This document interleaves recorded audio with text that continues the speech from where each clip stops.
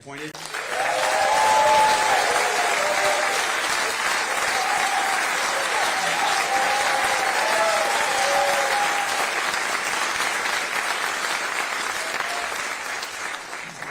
He was appointed by President Trump to serve as the first U.S. border czar at the White House. Prior to his appointment, he has spent nearly his entire life in law enforcement. He's a New Yorker. He has a bachelor's degree in criminal justice. And for more than 30 years, he has served at every level of public protection, from local patrol officers, border patrol agent, and eventually rising to the acting director of U.S. Immigration and Customs Enforcement during the Trump administration. He has served 6 presidents in that 30 years. And most recently, you guys can't get on the internet or YouTube without seeing him correct the mainstream media on the Constitution is older than the current enforcement mechanisms used to deport.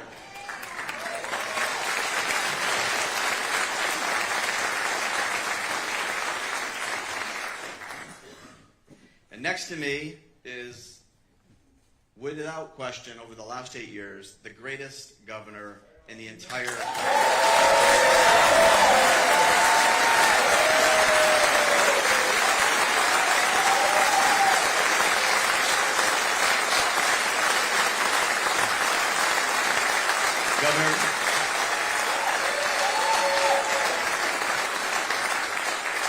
Governor DeSantis earned his undergraduate degree on a baseball scholarship at Yale University and went on to get his law degree from Harvard University.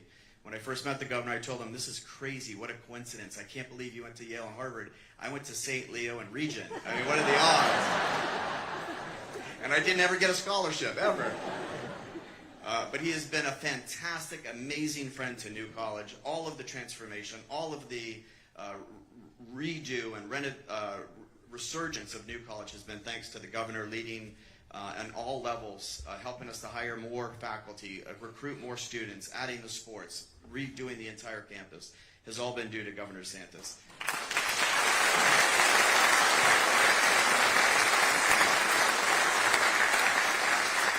And just for the record, if it's up to the First Lady, we've got 3 kids. They're not quite college age. They got a little ways to go. But if there's a choice between Yale, Harvard, and New College, she's sending them to New College.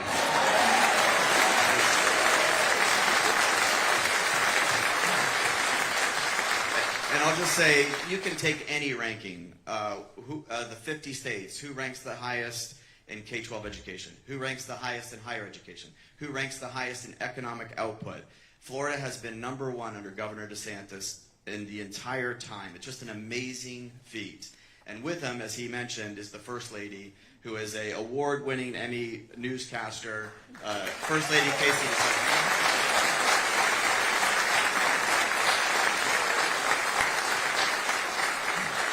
I know our athletic director is in here somewhere, Mariano Jimenez, and I will say that I did see some videos of Mason. They have 3 children. Mason's their son, and I saw some video of him playing at the Valspar in a pro-am at 6, Governor? 6 years old. So we might want to start sending some recruitment letters early and often. With that, let's get straight to the questions. I'll start with you, Bordazar. You gotta like Tom Homan. I mean, it's hard not to.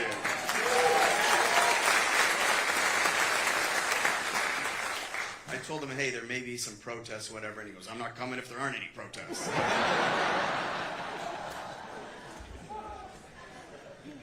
But, Bordazar, last Saturday, the president invoked the Alien Enemies Act of 1798 to declare that a Venezuelan foreign terrorist organization, Tren de Agua, is invading the United States and authorized the expedited removal of its members from the United States. Walk us through the Alien Enemies Act, why he invoked it, issues around it, and is it going to be obviously used beyond Tren de Aragua? Well, Tren de, you got me here? Yeah. Okay, well, I'd like the president, through proclamation, invoked his authorities under Alien Enemies Act, and what the media is not telling you is that that's a law passed by Congress, signed by the president. So he's taking his executive privilege and invoking that Alien Enemies Act, which is the right thing. There's been numerous investigations, deep investigations. We know that Trend Iowa come to this country, to unsettle this country. They're connected to the Maduro regime, to the military and law enforcement. We know that. They came to this country to commit violent crimes, to spread fentanyl, to kill thousands of Americans, and create havoc and unsettle this nation. So the president took his authority through executive action, and we invoked the Alien Enemies Act. It's the right thing to do. TDA is an enemy of the United States, just by the mere fact of what they did when they got here. So they are a priority of this administration. The president's been clear that criminal safety threats, public safety threats, national security threats are going to be priority one, and they are priority one of priority one. So we're going to do everything we can to get every single TDA member out of this country as quick as we can to save American lives. And that's what the president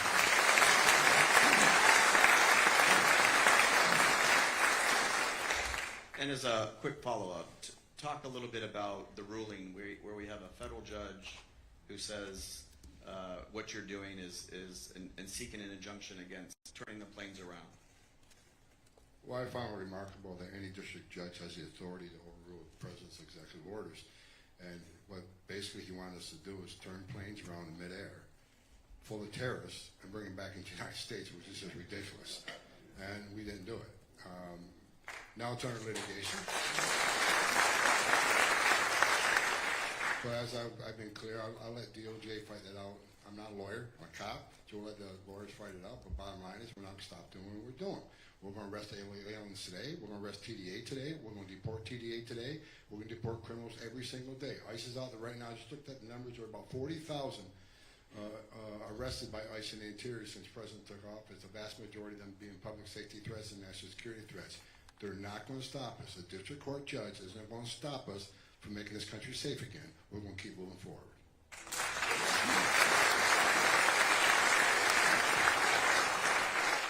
And I would just add, where was the district court judge when all these folks were coming into the United States, right? And so this idea that you're going to have a judge, or even, the left of the country is now siding, first they sided with illegal aliens, and now they're siding with terrorists instead of with the American people. So I think Tom's exactly right, and I think, the American people, by and large, support what the president is doing here. Governor, now you have some thoughts on the judge. Well, look, first of all, the U.S. Supreme Court had a chance to nip all this in the bud about a month ago. And they could have just been aggressive, put these district judges in their place. But, the three liberal justices, they're always going to be against no matter what. And then of the six others, a lot of them aren't reliable. Thomas is reliable. Alito's reliable. But you had a 5-4 where the Chief Justice and Justice Barrett sided with the liberals, kept these cases alive, and it was a different case than the one just there. But the principle is, are we ruled by the consent of the governed under elections and under a written constitution, or are we ruled by a district judge in D.C., Hawaii, wherever the hell they can shop for a judge to find somebody? And then that trumps everything that is in the Constitution in terms of executive powers, because that's what they'll keep doing if you let that happen. So the U.S. Supreme Court needs to put a kibosh on it. Forget about just whether a judge should even be involved in this to begin with. Clearly, if you have one case, judge rules against the government, that shouldn't be a nationwide injunction where the government can't act in all the other 99.9% of the cases. And so the U.S. Supreme Court could reel that in if they wanted to, and maybe they will.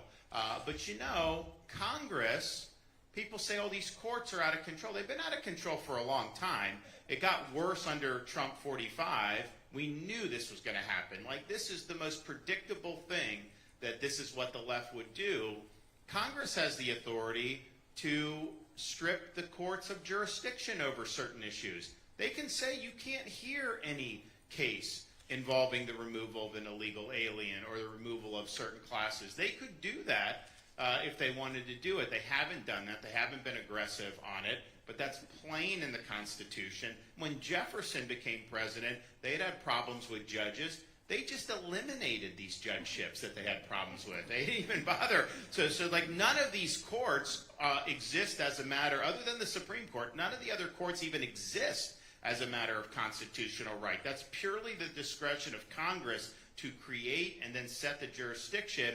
So, and we were talking about this earlier before we came out. If you look at how our government, not just on immigration, on everything, how our constitutional system has really been transfigured in a bad way over many, many decades. The root of the problem is Congress's fecklessness. The reason why you have so much debt, continuing resolutions, a massive bureaucracy run amok, because Congress doesn't use the power of the purse to rein it in. The reason why you have these judges doing what they're doing is Congress has not used the authority in the Constitution to take political issues away from the courts and make sure that that's reserved in the executive branch. So I don't know. I mean, basically, if Congress isn't going to do anything, then you're hoping that the U.S. Supreme Court will ultimately put the kibosh on this. And maybe they will. And I think that the arguments that the Trump administration will put forward are the right arguments. But I've also seen them put forward the right arguments already, and the Supreme Court has not been willing to adopt those arguments yet. So we'll see what happens. But if they don't put the kibosh on this, then you're just going to have 4 years of trying to find the most liberal judge you can, file a lawsuit, they'll say nationwide injunction, and then your hands are tied from doing the job that the American people elected the president to do.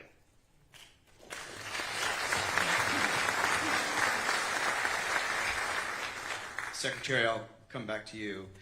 A lot's been said lately about until we get this under control, until there's some real meaningful long-term solution, just shut down the border completely. Your thoughts? Well, I think that's what President Trump's and the team is doing, right? They're using the authorities that they have to make sure that they protect the American people. So the national emergency, a 212F order, all the things that they're doing now are things that could have been done the last 4 years under President Biden, right? They chose not to do that from just the sheer will of not wanting to go in a certain direction. So we hear a lot of talk about, comprehensive immigration reform, which is like the worst term I've ever heard. But I think what the Republican Congress needs to do now is look at all the actions that President Trump and his team are putting in place, and how do you codify that into law so that if you do have a different president from a different party, that they're just not going to undo everything. And so Congress really needs to take a good look at what's being done here, put it into law so that we don't have the chaos of the last 4 years that we had under President Biden at that border, because that's what will happen if we don't get a lot of this just enshrined into law. Executive authority is great because you can do it quickly, you can do it fast. I'm just worried in 4 years when President Trump leaves office, and it's not a Republican and a conservative that has an enforcement mindset, what is that border going to look like? And so that's where I would push the Republican Congress to do, obviously we can get a lot of infrastructure. I know we're building wall. There's a maritime buoy going in South Texas. There's a lot of stuff that President Trump's doing today, but you got to get it codified into law.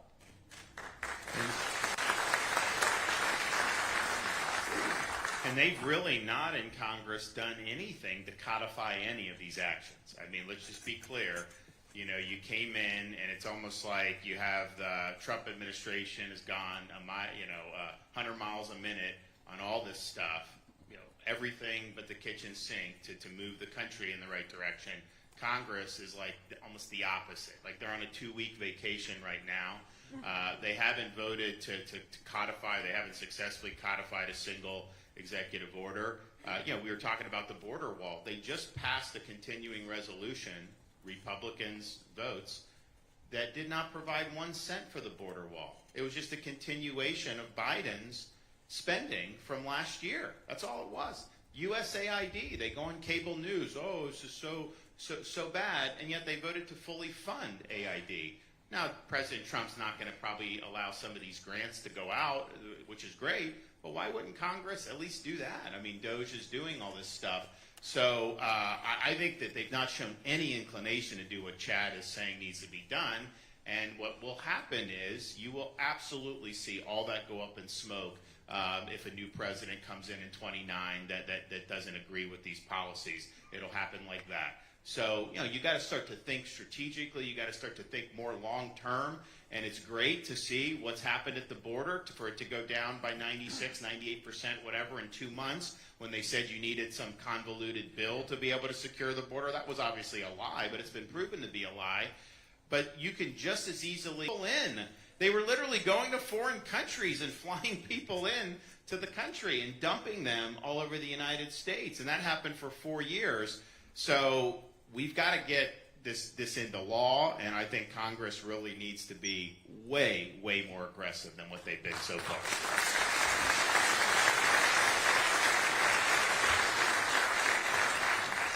Czar, give us an update on where we are on the wall. First of all, the governor give me flashbacks. I've been pissed off for 4 years. I'm getting flashbacks. I love my job now. I worked for the greatest president of my lifetime, Donald Trump. Where we at? In 4 weeks, we arrested more criminal aliens in the interior United States than Joe Biden did in a year, first of all. Second of all, the border numbers right now are down 96%. 96% decline in 6 weeks. We did in 6 weeks what Joe Biden refused to do in 4 years. And what we needed as a president articulated during the speech, all we needed was a new president who took border security seriously, and that's what we have in President Trump. 96% decline on border crossing. But here's the most important part, what I think is the most important part, gotaways. Under Joe Biden, we got 2.2 million people cross the border, weren't apprehended, weren't fingerprinted, weren't vetted. 2.2 million people came into this country, and we got them on video, drone traffic, sensor traffic. They weren't apprehended because the Border Patrol was too busy changing diapers, making baby formula, taking care of the humanitarian crisis of people coming across that border by the millions. 2.2 million people across the border. We don't know where they came from, why they're here. Gotaways by average were 1,800 a day under Joe Biden. 1,800 people a day crossed this border and weren't apprehended because there was Border Patrol so overwhelmed. The gotaway number yesterday, 41.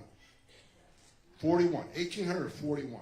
That means less people are getting entering this country than that we don't know who they are. When you have the border, and here's what I keep preaching, but the left keeps pushing back.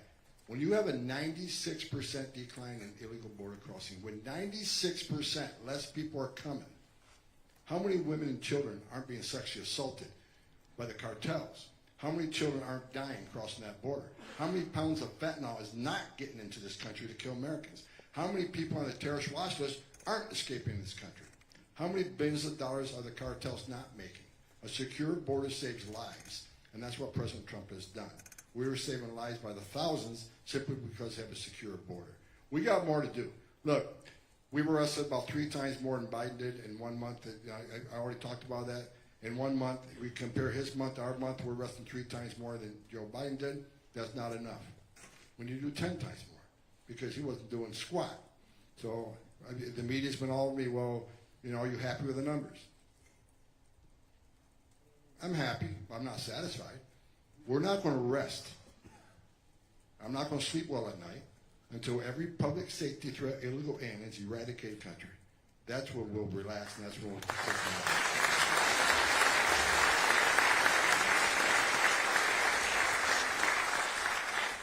I think what we've been reading and hearing from the administration is also striking amazing partnerships with the state and local governments. But if you go from California to Florida across the southern border, Governor, you can start. I mean, you've passed immediately upon, called 2 special sessions to pass broad-ranging immigration reform.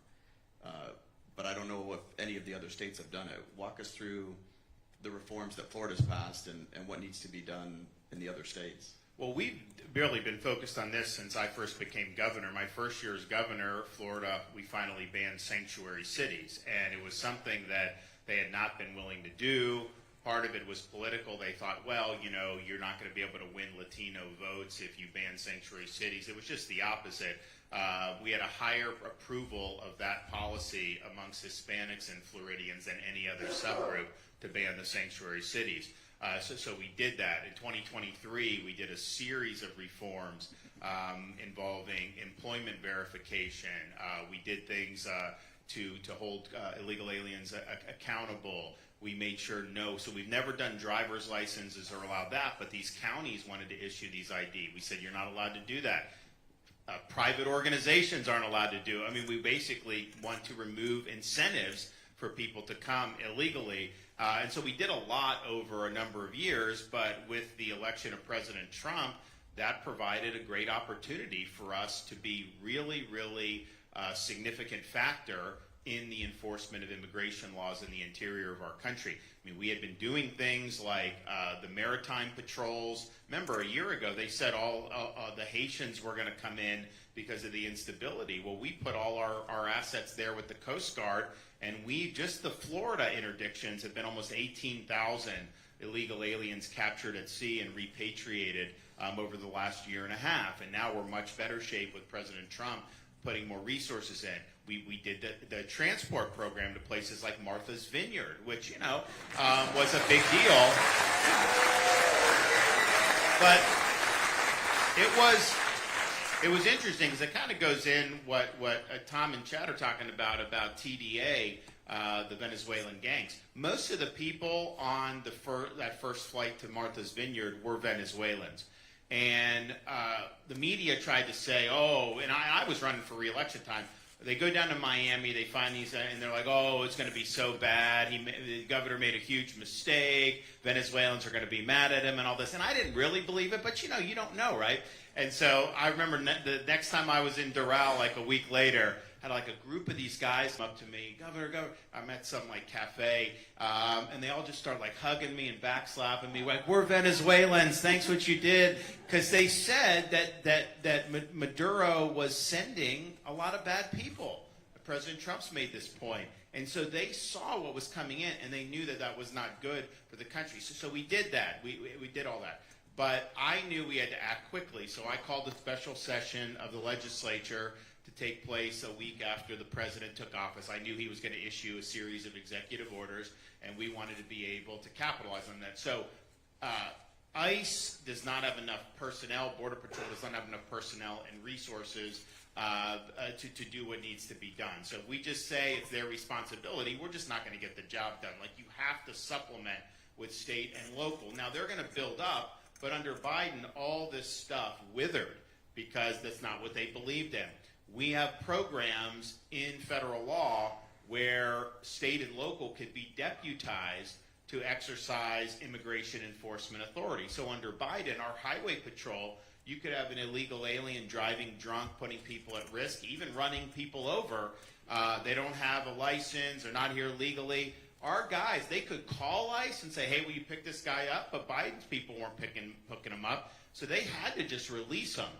Now they can say, no, you're detained on immigration as well, and that whole process goes. They're detained. We don't want catch and release. We want detain and deport. So under this 287G, we've said all jurisdictions in Florida must assist with immigration enforcement. So we have 67 counties.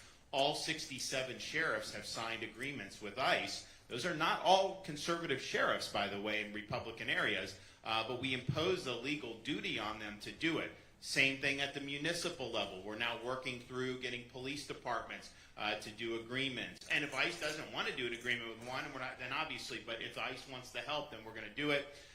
You saw this thing where the city council's fighting the mayor and the police chief about whether Fort Myers PD should be involved in it. And it's not a policy question at this point of whether they should be involved in it. Under our law, they must be involved in it, and that will happen one way or another, and we will get that done. So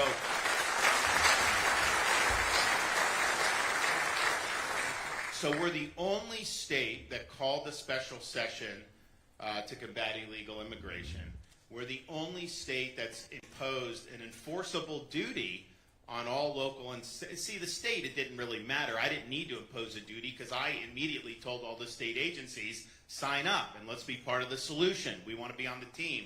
But the locals, and look, even some conservative, generally conservative folks, some of them are just like, look, it's not our problem. let the feds handle it, whatever. And it's not that they're going to sabotage it. They just don't want. They want to focus on other things. But that's not going to work. And what happens is illegal immigration. Yes, you have gangs. They've just got a Russia mafia enforcer. They picked up. We put out some stuff on that.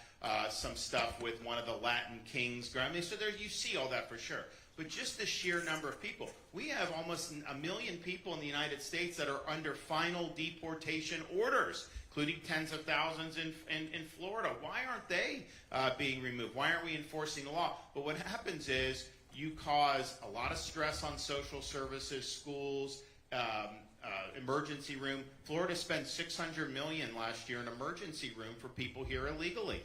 The law says you have to treat, so it's not like there's discretion. So you do that. That has a huge cost. So this is a big problem that affects all aspects of the community, public safety, or whatnot. And the answer of just saying we want to sit on our hands, that doesn't cut it. So we leaned in on it. We got it done. And now if these local governments are not being part of the solution, we've got a lot of tools, including suspension from office, that we can do. Now, we're working with Tom and his team on some additional operations. We've been doing a lot in Florida, but you're going to see a lot more that's going to happen over the weeks and months. And there is no question. I think of all the law enforcement entities in the United States, there's about 285 entities that have agreements with ICE to do this, and the majority of those are in Florida. So it just shows. Let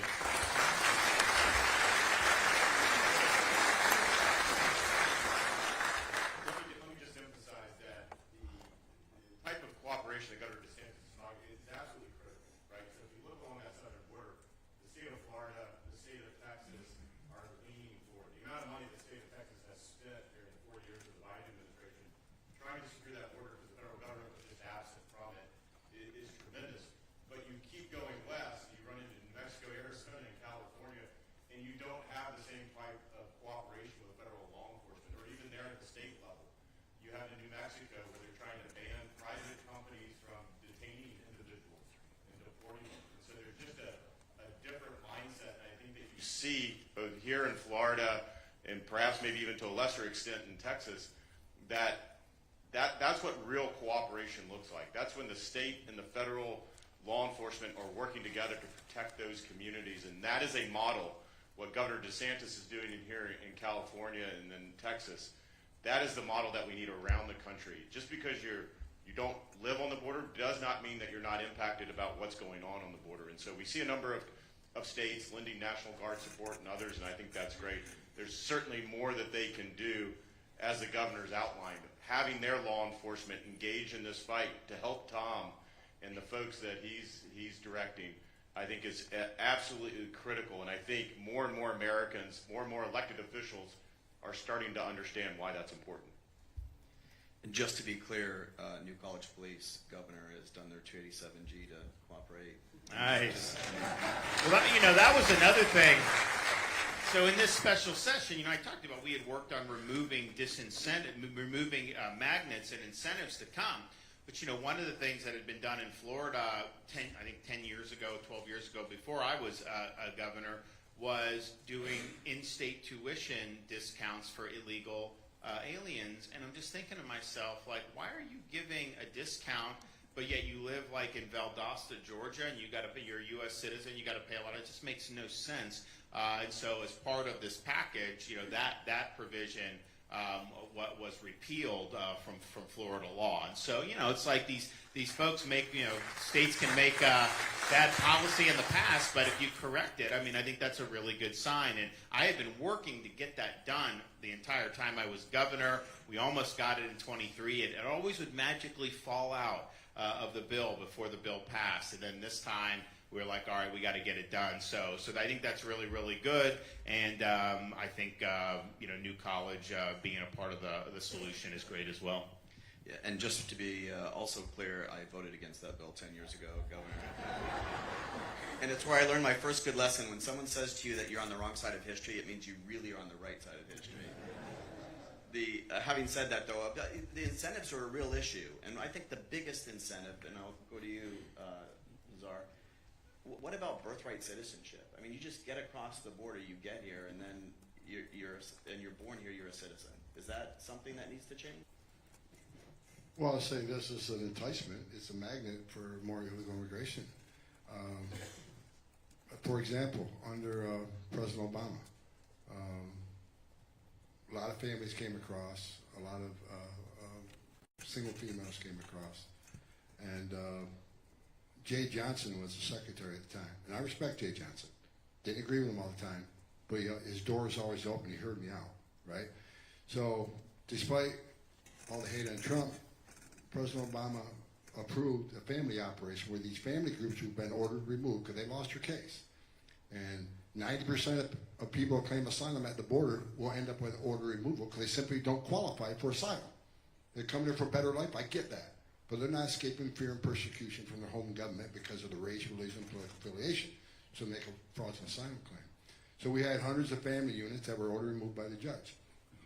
The Obama administration approved us to go look for these people and deport them. We went looking for them.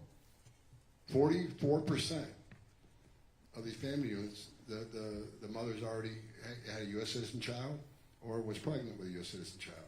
Despite all the hate that's out there and people attacking this, that is a driver for illegal immigration because they say illegal aliens don't take social benefits. So I argue with that. I've been doing this a long time to do. But having U.S. citizen increases the use of social services, and it's a driver of illegal immigration. Birthright citizenship.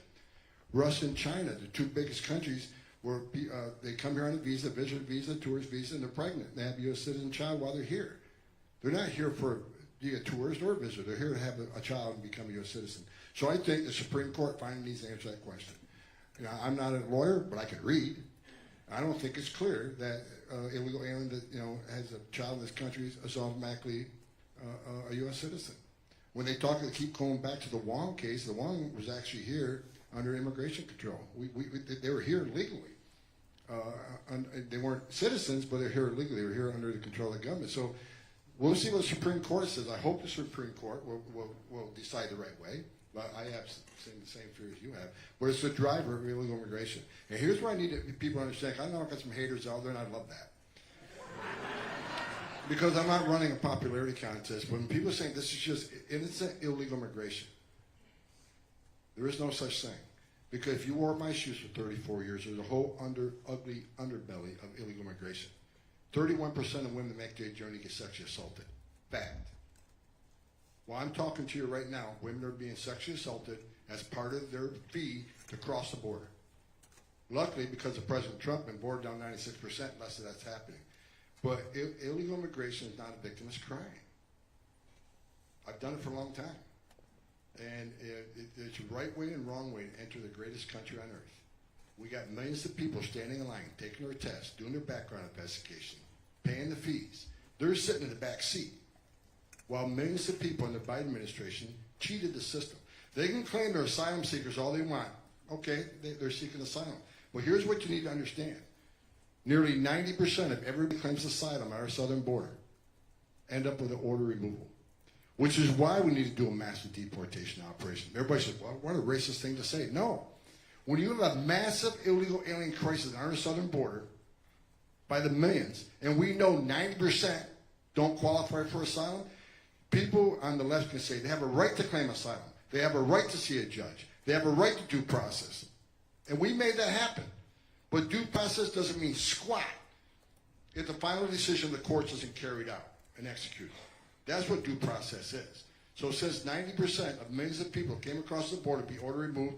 Those orders have to be executed. If they're not executed, then what the hell are we doing? Just shut down immigration court doesn't mean anything anymore. Take the border patrol off the border. We need to send a message to the whole world. There's a right way and wrong way to come to this country.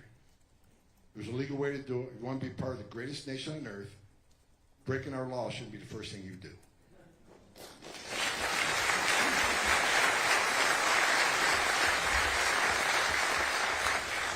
I mean, I think the biggest enticement to come is employment, and then in a place like California, benefits, like taxpayer benefits. But I think birthright citizenship is also an enticement, and that was not what the 14th Amendment was ever intended to do with respect to illegally crossing the border and then giving birth here in the United States. The purpose of the 14th Amendment was to overturn the Dred Scott case, which said that basically blacks could not be U.S. citizens. Dred Scott was a freed slave. He sued. The Supreme Court said he can't be considered a citizen. Lincoln rightfully attacked that ruling. Lincoln was not even going to, he said that you shouldn't comply with the ruling. You know, you hear some of these people talk, oh, they're not following court orders. Read what Lincoln said about Dred Scott. Lincoln did not submit to Dred Scott. And so when you had time for the 14th Amendment, that was written in there to nullify the Dred Scott decision. And that was specifically meant to deal with the issue of African Americans, particularly after the abolition of slavery. Now, and Tom makes a good point, because in law school we're even taught, oh, the Supreme Court's already decided anyone born here is a citizen, and I used to think that was the law until I started really looking at it. But this Wong Kim case from the 1880s or 90s, you had two Chinese nationals who legally immigrated to the United States, and then they had and then they said under those circumstances that was birthright. But that's a lot different than people coming in contrary to what the law is, where the American people have never, through their elected representatives, provided that pathway to come across the border. So it's definitely a live issue. I think the Supreme Court will tackle it. Look, I don't know that I would be heavily optimistic that they'll rule the right way. I think it's possible, but I think it's very much a jump ball. We know how three of them will rule the opposite. They will say, you know, as long as you get across that border illegally, a minute later give birth, they'll say that's what the Constitution somehow is supposed to be. We know that's not what is there, and it's not honestly what the text says. But it is going to be litigated. I think the president was right to do the executive order. He knew that this was going to end up in the courts, and that's fine. I mean, this is the type of an issue where a Supreme Court would end up having the ability to pass judgment on. But let's just be clear how this has developed over the last many decades. No one at the time the 14th Amendment was ratified would have said that was appropriate, and if you had told them that's what was going to happen, the 14th Amendment as written would not have even been ratified.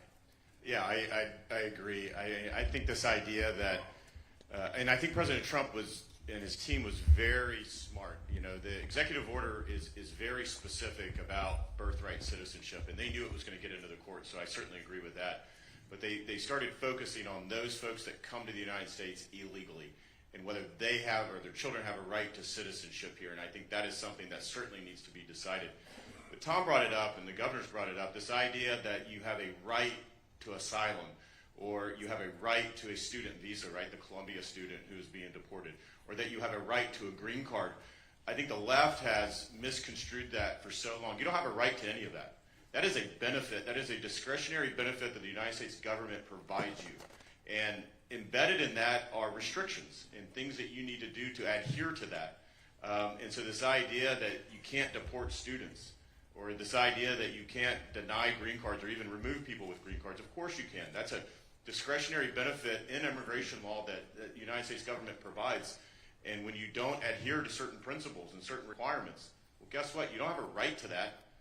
That can be withdrawn and you can be removed. So a lot of this that we've talked about here is just getting the American people to think about what they've been sort of told for so long. People have a right to certain things. Actually, if you look at the law, which Tom and others do quite often, that's actually not the case. And I think what President Trump and the team is doing this time around, we did it what I call Trump 1.0. We did it there as well, so actually looking at the law and actually adhering to the law and administrating an immigration system how it was supposed to be designed, not how it's been conceived over many decades.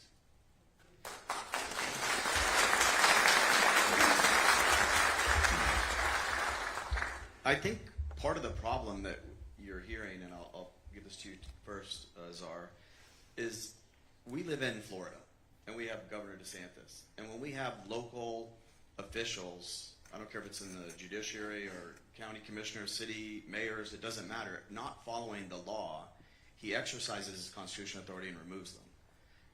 But you have other states, and to your point, Governor, California, not only are they not following the law and saying they're not going to follow the law, but they're even giving more and more incentives to break the law. And I will say, on my way in, I did notice that Gavin Newsom's across the street protesting. But what do you do with these states and these governors like Gavin Newsom and these leaders? And you've said you talk about criminal prosecutions, Czar. What do we do to rein in these individuals who think that the rule of law does not apply to them? Well, luckily, we got Pam Bondi as the Attorney General who's going to sue these people. And I've been clear when it comes to sanctuary. They say, well, we're a welcoming community. We're a sanctuary city. And their justification is we want victims and witnesses of crime, if they're illegal aliens, victims and witnesses of crime to feel comfortable coming to law enforcement and not think they'll be turned over to ICE because we're not working with ICE. Okay, that's bullshit, first of all. Because victims and witnesses of crime don't want the bad guy in the neighborhood either, right? So what ICE strictly wants, we want access to the jail, where they chose to lock somebody up because he's a public safety threat. That's the person we want to talk to. We don't want to talk to the victim witness at all. Matter of fact, if we did talk to the victim, it might end up with a visa if they're a victim of crime. But we want to talk to the bad guy. And I can't believe there's any elected official, whether it's a governor, a mayor, or a city council person, like what's happening down Fort Myers area, that doesn't want public safety threats removed from their community. Their number one responsibility is protection of the community. So why would any elected official not want public safety threats removed from their community? Because that's what ICE is doing. As far as sanctuary states, sanctuary cities, you're not going to stop us. We're just going to keep doing what we're doing. We'll double the manforce there. But here's the issue. Sanctuary cities are going to get exactly what they don't want. More agents in the community and more collateral arrests. Now, the media's all over right now. Well, a big part of these criminal arrests are actually non-criminals. Yes, they are. Where do these collateral arrests happen? Sanctuary cities. Why? Because you forced us in the community to find the bad guy. So when we find the bad guy, he's probably with others. Others that are in the country illegally, but maybe not a criminal alien. They're coming too. We're going to force immigration law. Unlike the last administration under Mayorkas and Biden, they told ICE agents, immigration officers, you cannot arrest an illegal alien for simply being here illegally. Here's the executive branch rewriting statute. They told ICE officers you can't enforce the law. Unless they convicted of a serious crime, you can't arrest them. Well, that garbage is over with. If you're in the country illegally, you got a problem. Now, we're going to prioritize public safety threats first, and that's what we're doing. But it's not okay to be in this country illegally. It's against the law. It's not okay to cross the border illegally. It's a crime. And we'll deal with it in prioritized fashion, which is exactly what we're doing. But here, the sanctuary's here. Here's the problem. We just want access to get bad guy in jail. One agent can apprehend a bad guy in the safety and security of a jail, where everybody's safe. The officer's safe, the community's safe, and the alien's safe.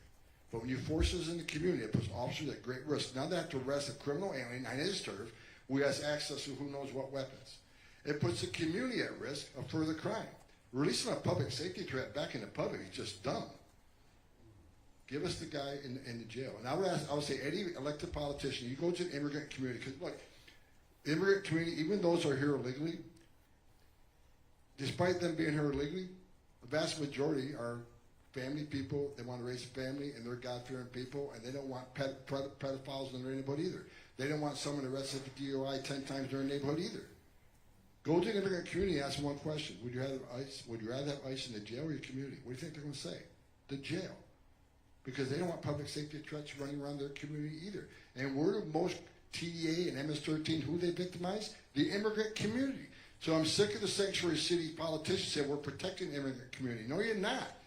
Release that public safety threat, you're putting the immigrant community at greater risk of crime. You're putting the victim and witness that you're saying you're protecting at greater risk of retribution. Let ICE agents in a taxpayer-funded jail to take the bad guy, not only out of the community, but out of the country, and make this country safer. Every criminal alien that we remove from this country makes this country safer. Every single one of them. We're going to do it one at a time, and we're going to make this country safer at the end of this 4 years. Guaranteed.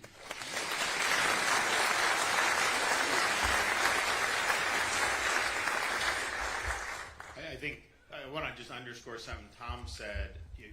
Yes, obviously, if you have Venezuelan gang members, that's going to be a priority for law enforcement, and it should be.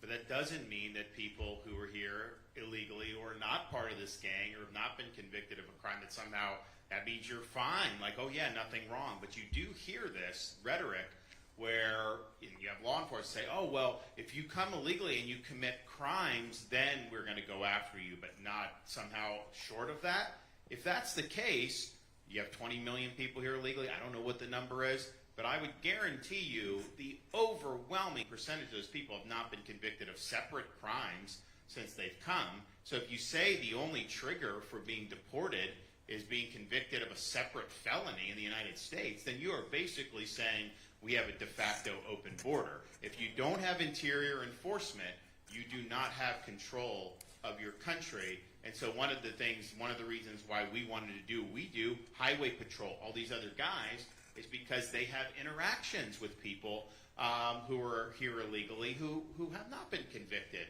of a separate crime. And oh, by the way, in the special session, we made it a crime to enter Florida illegally, and we created an enhanced felony if you're in Florida after previously being deported. That's a state level, that we can hold you accountable. So it's not true to say you haven't committed a crime if you cross the border illegally. But there needs to be routine interior enforcement, and you cannot say that people who are here illegally are scot-free up until the time they actually commit a separate criminal offense.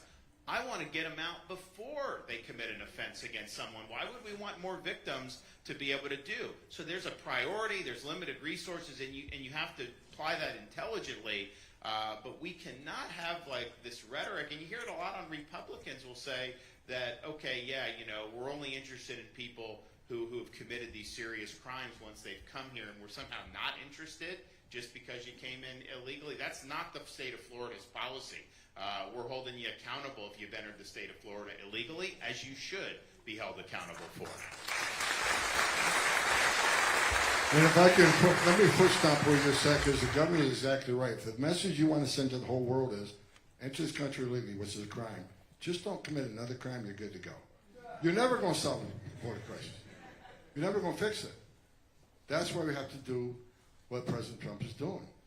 Congress can fix the system if they want. I don't have a lot of faith they're going to. But we need to send a message to the whole world. It's not okay to enter this country illegally. And let me tell you why. Under Joe Biden, on an average day under Joe Biden, 70% of Border Patrol agents are pulled off the line to take care of this humanitarian crisis, right? 11,000 a day.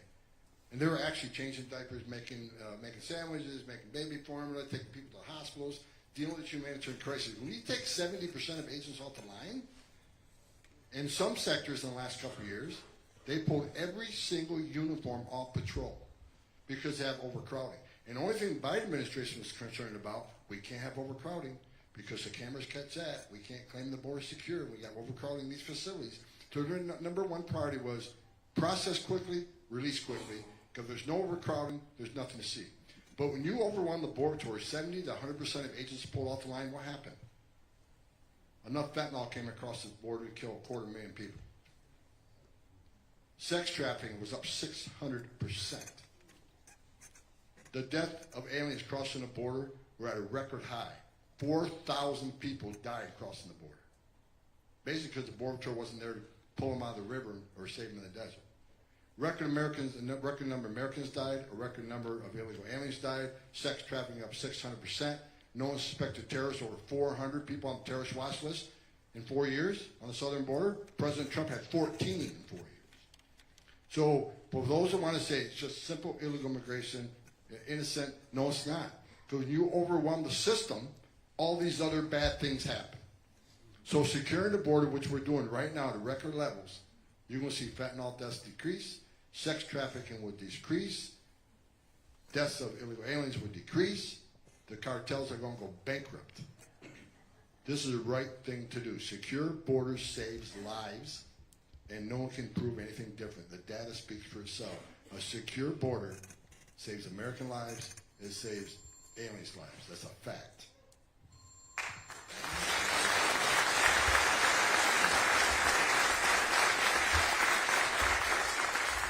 last question before we take to the audience questions.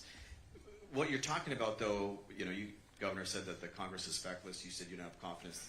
Because this is my thought is, I remember when the Biden administration took over, and I said to my wife, I can't believe it was like 9 months they've been in charge, and how in 9 months you could take this great country and it was just changing rapidly in a negative way. Open borders, lawlessness, no following of the rule of law. It was just like, how could it happen in 9 months? The same is true, regardless of how successful you guys are, you're gone and there's another change in administration. Can it change again in 9 months without there being permanent legislation passed by Congress, and yet they're feckless? I mean, Well, let's not forget, under Trump 1, Trump 45, he had the House and Senate. They didn't help him. And I'm not just talking about Democrats. There's not Republicans on Hill. They need to lead too. yeah. So bottom line is now we have both again. And as Governor DeSantis said, we're not getting what we need. So they didn't learn a lesson from the first administration. I was hoping and praying to learn the lesson. Let's hope they come through. But you're exactly right. He had the House and Senate. Trump 45. He's got the House and Senate 47. What have they done? Nothing. So hopefully they wake up, or some Republican senators in Congress need to lead too. We need to vote them out because they're not doing the right thing. Well, so much of the modern Congress is just performative. It's just political theater. It's not substantive. They're not engaged in the business of accomplishment. It's all about putting on a show to be able to get returned to office and stay there for as long as possible. It's one of the reasons why I think we need term limits for members of Congress. I think it would be really good. But it just needs to be, because it's just like, you turn on cable news and you got these guys jabbing. It's like, what have you done? Okay, I know you like to jab. I know you like to talk. What have you actually done? You've been in now so President Trump's only been in for 60 days, a little bit more than that. Congress was in almost 2 weeks, 3 weeks before that. So since January 3rd, what have they done? How many weeks have they had off for fundraising and junkets and all this other stuff? And why aren't they really attuned to what needs to be done to deliver support for the president's agenda, but just as importantly, solidifying these changes so that it is actually in law? And don't say it can't be done. Biden, they only had 50 senators when he came in. They had a very narrow majority in the House. Did that stop them from doing all this stuff? They did a lot of bad legislation, but they did it. They got it done. You look in the 90s, Republicans or Congress, I mean, when Clinton was president, they passed very tough immigration laws back then. It's popular. And so I don't even see an effort really to push this forward. And the thing is when you have a new president come in, you have a certain period of time where you have a lot of momentum, right? Just political physics, naturally, the momentum for the first 100 days is going to be greater than the momentum 2 years later. That's just the way politics works. And what I just see is I don't see them really in Congress working to seize the moment. And to understand that this is different, that we actually have a chance to really make serious changes. I see the president doing things that are really, really transformative, but I don't see the same energy from Congress. And so the answer is almost anything the president is currently doing could be undone. Now, these guys build the border wall. That's hard to undo because you have to tear. That's one of the reasons why I support it. It's easy to stop building it. When Biden came in, he stopped all the construction. He left the fence there. He tried to sell the fence, right before he left office, and that was stopped, thankfully. But stuff that's done by executive can be done. And, just the flip side is like Biden passed things through the Senate with the so-called reconciliation with 50 votes, Inflation Reduction Act, all these things. Trillions of dollars of waste. The Congress now, we have 53 Republicans. We could repeal all of Biden's spending policies in the upcoming reconciliation, and yet they're not even proposing to do all that.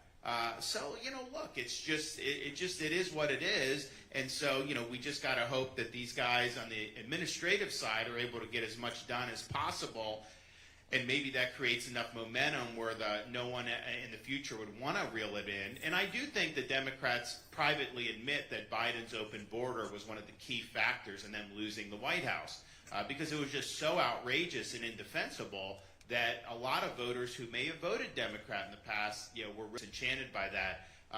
But you got to get this stuff into law. And it's not always easy. Washington's tough, but I don't even see an attempt to do it, and I think that should frustrate all of us.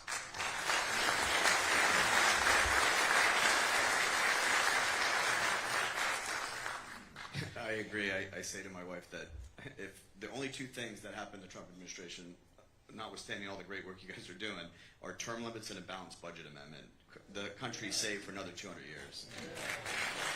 And it's really what we have. Well, Florida has done this. Yeah. So we at the legislature under Article 5 has done term limits, and we need enough states to do it. We've also done a balanced budget amendment. We now have, I think, 28 or 29 states nationwide. If you get 34, that triggers to where this amendment would be debated and potentially sent to the states for ratification. I'm actually going to be traveling around to some other states where they're going to think about voting on it and urge the legislatures to do it. Because, you know, the reality is if we'd had a balanced budget amendment in place 25 years ago, the country wouldn't be $36 trillion in debt. That's just a fact. If you look at Florida, we have a balanced budget requirement, and what have we done? Since I've been governor, we've paid off the state over 180 years, the debt that Florida racked up. We've paid off 41% of it just in the last 6 years. So we have the lowest debt per capita of any state in the country, you know, that has state debt. And so it can be done. And I understand it's more difficult in Washington because of everything, but left to their own devices, this is another kind of thing. Even if they did a balanced budget this year, which they're not going to do, but even if they did, future Congresses can unravel that. They say they'll do these spending deals where they'll promise to cut spending 10 years from now. So even if that was something that made fiscal sense, there's no way to enforce that. New Congresses get in. So I agree with what Richard's saying. You got to have structural reform to change the behavior of that institution, because it's a failed institution at this point, and they're not just going to voluntarily turn it around.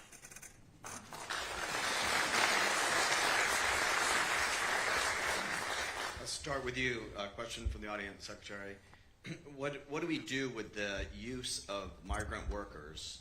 I mean, I remember when we were fighting for some of these, you know, E-Verify, the biggest groups against us were large industries who were using immigrant workers, and yet that's also a threat to our security. What do we do?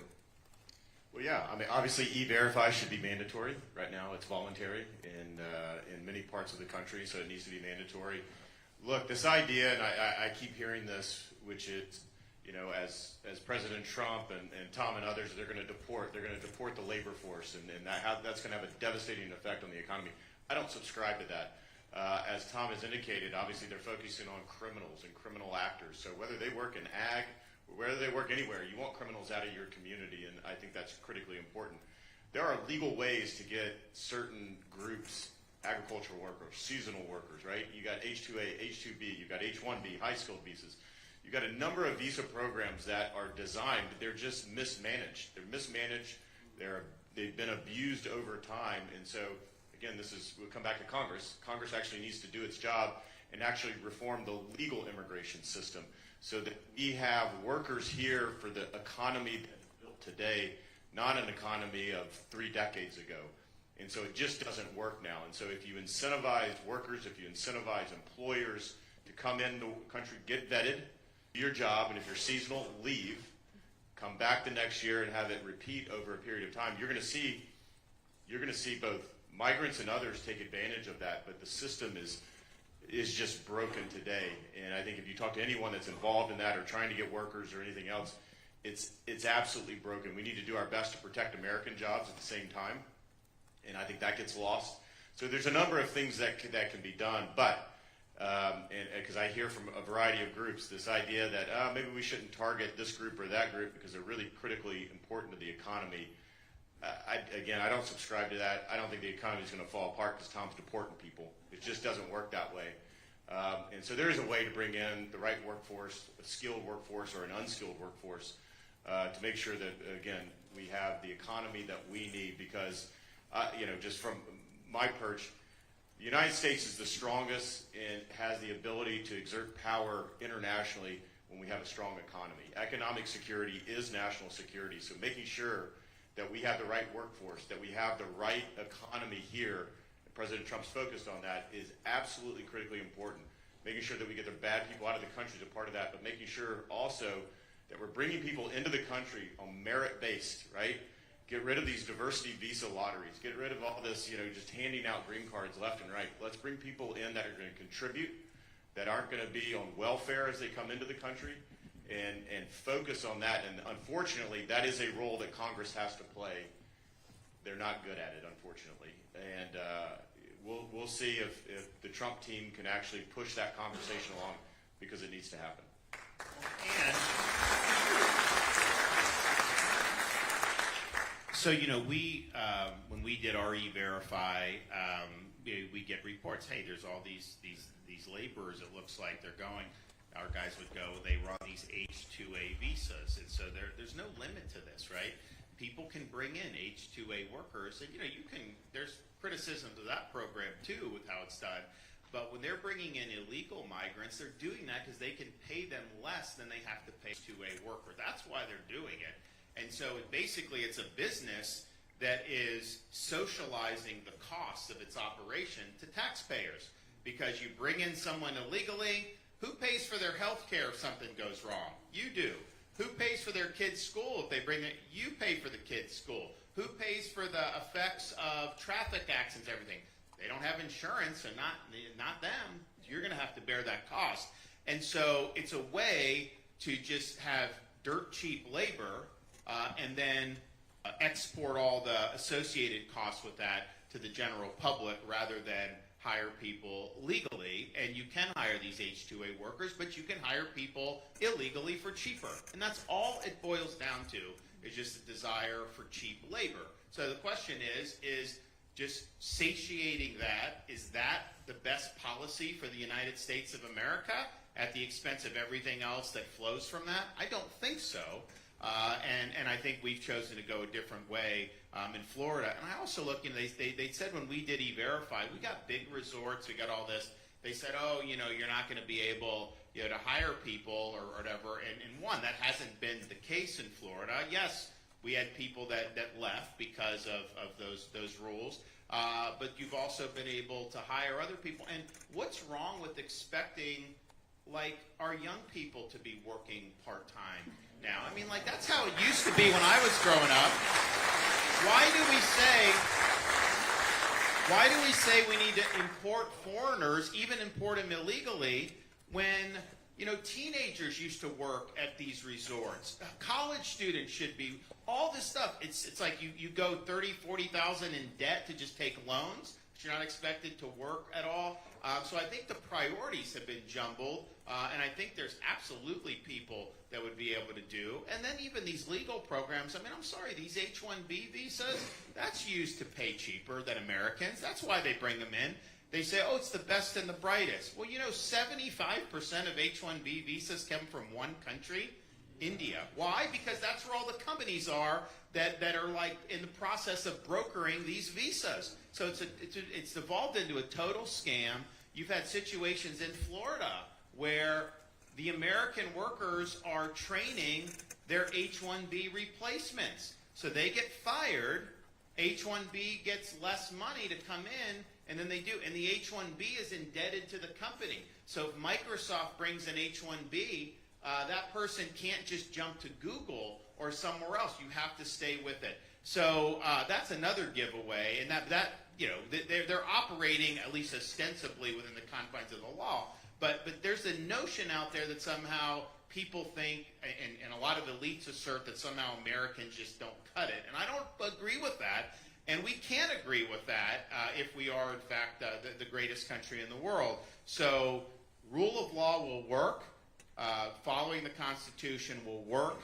And I think our economy will be really, really strong as a result of that. So I agree with everything's been said.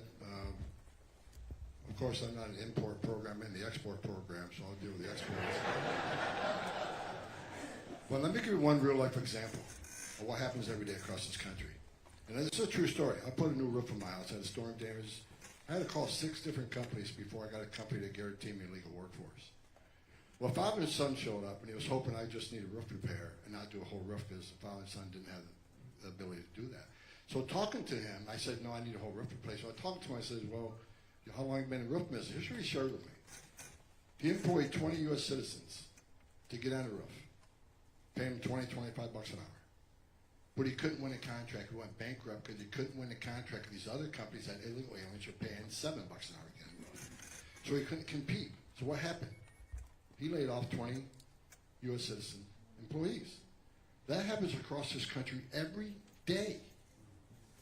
No one hires an illegal alien, I truly believe, out of goodness of their heart. They hire them because they work them harder, pay them less, and undercut their competition. So this is about American business. This is about making sure U.S. citizens stay employed. This is about keeping wages at a certain level, not decreasing wages. It's the right thing to do. And there is a way, as Chad said, to bring people in legally. Congress needs to address that. If we need a workforce to do that type of work, there's a process to go through. It needs to be improved, I agree with it. But illegal immigration is not the answer. Again, it's not a victimless crime. If you've seen what I've seen in my career, you'd understand. You might not like me, but you understand me. I've talked to girls as young as 9 years old that were raped multiple times. When you get on your knees, you talk to a 9-year-old girl who had everything innocent and pure stolen from her, ripped from her, who has lost faith in all humanity. That happens on the border all the time. I stood in back of a tractor trailer, and 19 dead people at my feet, including a 5-year-old little boy, and they all baked to death. Wear my shoes to see the tragedies I've seen at the border. Secure borders, I'll say it again, secure borders save lives. Illegal immigration is not the answer. Congress needs to do some fixes, but I agree with Governor DeSantis. The rule of law is what this country is about. And if we keep pushing the rule of law, this country is even going to be greater than it is now. We got to stand by the rule of law. We got great founders of this country. We need to stand by the principle of what this country is all about.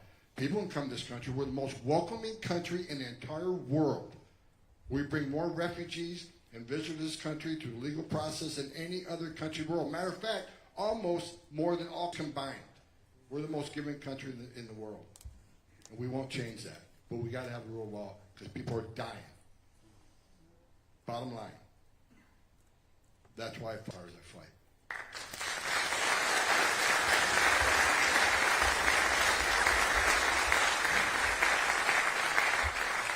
Real quick, closing thoughts by all three of you. What do the next 3.5 years look like in solving the immigration crisis in America? 1, 2, 3 things that need to happen, should happen, or hopefully will happen. Well, there's a term that I've been using over these last 50 days, and that word is velocity. The amount of action that the Trump administration has done in these 50 or 60 days has been unprecedented. I hope that continues for the next 3.5 years.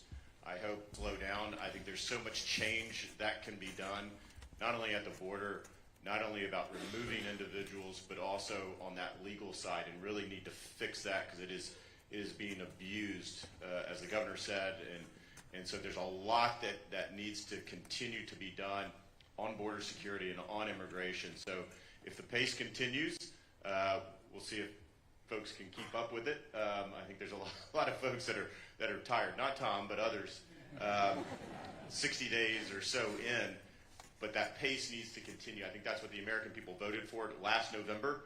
They didn't vote for 60 days of it, they voted for 4 years of it. And so I'm hopeful that velocity that we see continues across all the fronts that we've been talking about here.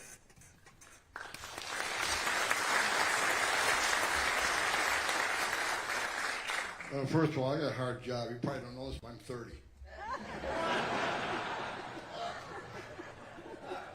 Look, I'm honored to be on stage with Secretary of Welfare and Governor DeSantis, who's one badass governor. I don't know.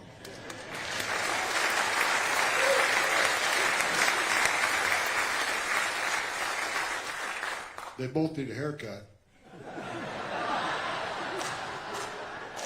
We have hair. Again, it all goes back to the job, Chad. Look, here's what I want. I said it earlier. I've seen a lot of tragedies in my lifetime who changed me. They've made the man I am today. Again, I started in 1984 as a Border Patrol agent. I was a special agent. I've done numerous investigations. I've seen so much tragedy, so much deaths, so much terrible things in my life that I fight hard today because I know every day that we secure that border, we're saving lives. Women aren't being raped, children aren't drowning in the river. And as we remove these public safety trusts like TDA, who raped and murdered young women, set a woman on fire in a subway, that's why I fight so hard. So what does the next just 2 months shy of 4 years mean for me? I will start smiling on TV when we remove every illegal alien public safety threat, every gang member, every national security threat from this country. They have no right to be here, and they need to go. If they don't want to go on their own, then we're going to hunt them down, and we're going to deport them. And I do that with no apology. That's what we're going to do. And if I accomplish that, I can retire for the third time.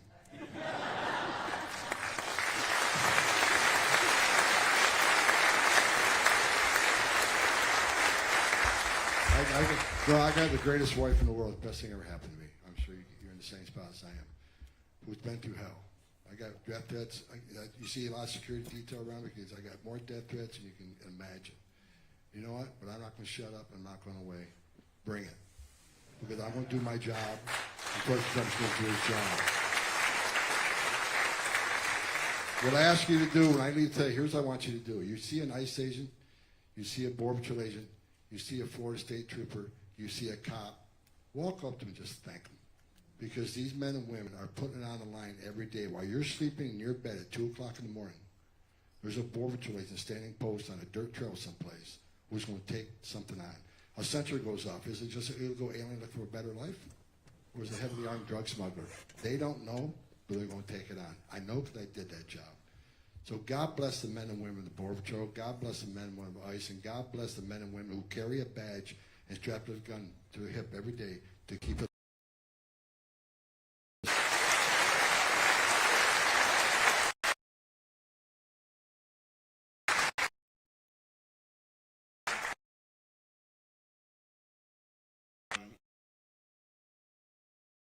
We've already established leading the states in this fight. On board, and we understand this is a team effort. Federal government a proposal